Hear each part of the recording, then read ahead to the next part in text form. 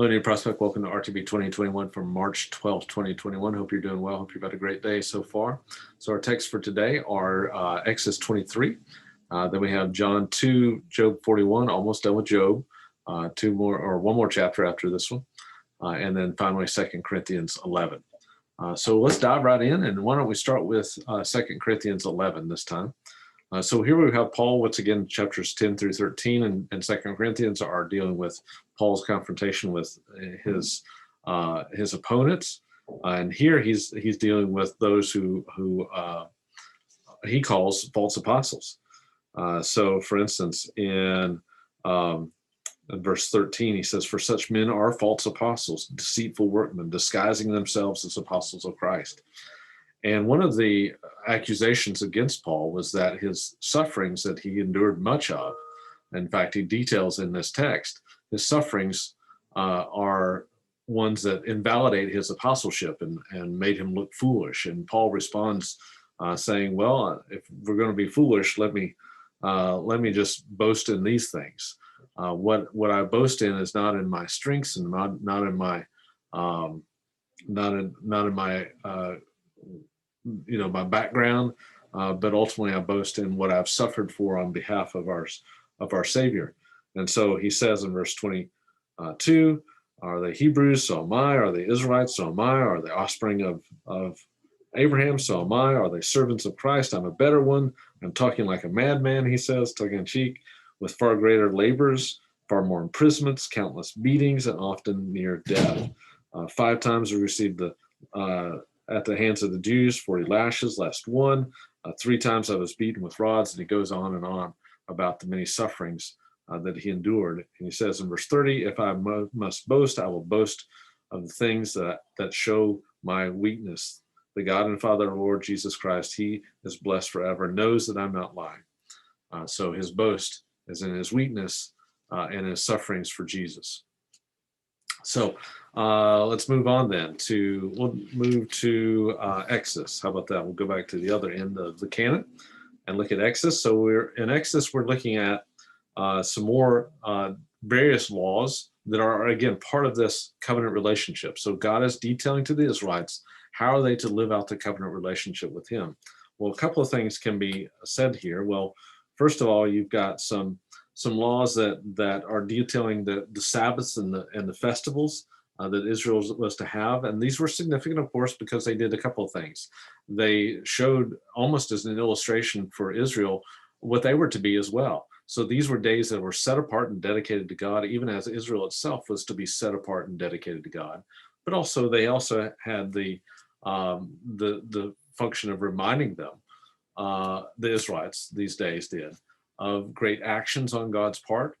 And just the idea of Sabbaths themselves, as we discussed when we discussed the Sabbath ordinance all the way back a few weeks ago when we were talking about the Sabbath in my sermon series on the 10 Commandments, that this was, the Sabbath was a day to recognize God's sovereignty, that he was on his throne and ruling. And so these were important days to be observed. Then you have some more laws that are talking about the protection of people from exploitative behavior, but also promoting rules of things that would promote justice and fairness in the land and honesty in the land. Because remember what Israel was supposed to be, a covenant people that was a kingdom of priests and a holy nation. And they were to display the character of God around them. And so as we, as a church, even look at these laws, we might think some of them are strange and some of them we don't follow in the very letter of the law. But the principle behind many of these laws, I think, are very much applicable today as for God's covenant people, because we too are a kingdom of priests, as Peter tells us, living out our lives before the world. And we should be seeking things like justice and fairness and honesty. These are things that are defining characteristics of God's people then, and they were defining characteristics of God's people now. Moving on to Job. I'm not going to spend much time on this because I talked a little bit about the same chapter yesterday. But this is where Job gets into talking about, or actually God is talking about his control over the created beings. And here he's speaking specifically of the Leviathan. Now, I had a student last semester who did paper on Leviathan and Job. And it's an interesting topic to explore. There's many different theories over what the Leviathan is. Some view it as a dinosaur. Some view it as a dragon. In fact, my student was actually arguing that this was a dragon from an ancient Near Eastern perspective. But I think it's more likely something that's a created being, perhaps a crocodile or something like that. Who knows? But the point of the narrative is, or the point of God's speech is, again, that He is the one who is in control of things. That verse 33, on earth there is not as like a creature without fear. He sees everything that is high, is king over all the sons of pride, and yet God has control over him. So anyway, that's Job. Go out and see if you can find the Leviathan today. That's my message from this text. Let's see. That brings us finally to John. So John, in John chapter 2, one important thing to remember about the Gospel of John is that John is one of the few books in the Bible. Well, not few. One of the books of the Bible that most clearly states what his purpose is, and that goes all the way back to John 20:31 at the end of the book of John, where he states that these things were written so that you may believe that Jesus is the Christ, the Son of God, and believing have life in his name. So everything that John includes here is for that specific, explicit purpose of helping us to believe who Jesus is as the Son of God, and not just believe intellectually, but believe with our lives, with our hearts, with our everything that is in our being. We are to believe that he is who he says he is, and through that belief, through that faith, we have life in his name. And so all these texts are intended for that purpose, including the text that we find here, because here we find a couple texts that aren't in any of the other Gospels. We have the wedding at Cana, which is Jesus's first miracle, and that's not in any of the Gospels. But John is trying to establish from the very beginning, even after his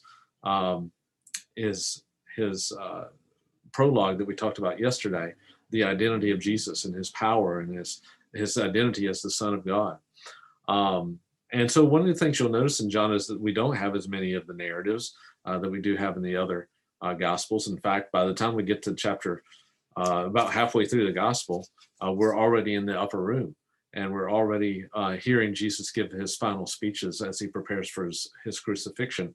So John is rapidly getting us to that point of the crucifixion, because I think for John, and I would assume for us as well, that if you really want to know that Jesus is the Son of God, if you really want to have life in his name, then you look at that last week of Jesus's life.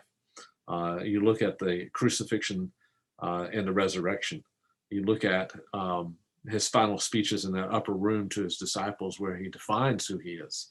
Those are the things that truly demonstrate Jesus's person and his work on our behalf, according to John. But still, these things are significant that we're dealing with in our text here today. So, for instance, at the end of the text, it shows that Jesus is the one who knew what is in man. He knows what is inside of that which he himself created, as we learn in the prologue, that he is the creator of all things. That includes us, and he knows what's inside of us. We also have the cleansing of the temple. Now, this is a little bit odd because, of course, in the other three Gospels, the cleansing of the temple is at the end of the story, during Holy Week. John places it here, and I think it's because that we have to remember that John is not necessarily telling us things in a strict chronological order. He's trying to show things theologically. He is a much more theological gospel. Now, it could be that there are two cleansing of the temple incidents that we have. That's one possibility. But another possibility is that John is just rearranging things to show something theologically about who Jesus is. And of course, that cleansing of the temple does show something about who Jesus is, right?